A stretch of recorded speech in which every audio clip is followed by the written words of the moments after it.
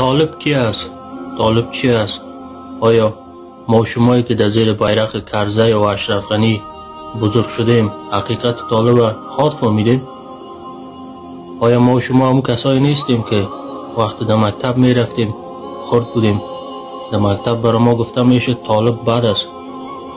آیا ما همون کسایی نیستیم که وقتی در پانتون می رفتیم در پانتون برای ما می گفت طالب بد است؟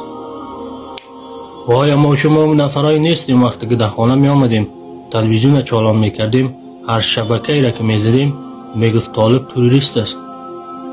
آیا ما شما اون کسایی نیستیم که امریکا در ذهن ما پیچکاری میکرد که طالب بد است؟ ما هم کسایی هستیم.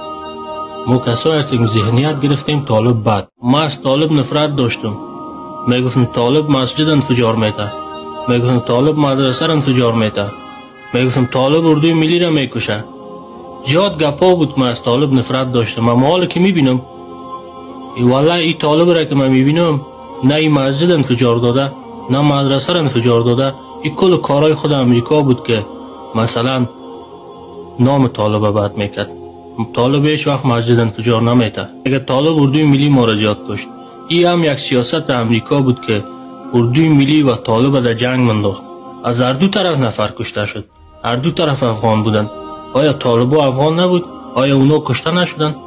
اردوی ملی هم یعنی دو برادر در جنگ انداخته بود. اردو را پیش منداخت خودش در پشت. امریکا از اردوی ملی افغانستان سوء استفاده میکرد. چرا از حقیقت چشم پوشی کنیم؟ حالا ما فهمیدیم. حالا ما طالب هم شناختیم. حالا چشمای زیادتر افغان ها باز شده میره روز به روز. تمام جوان ها میفهمه که حق کی است و ناحق کیست. امریکا هیچ وقت دوست ما نمیشه.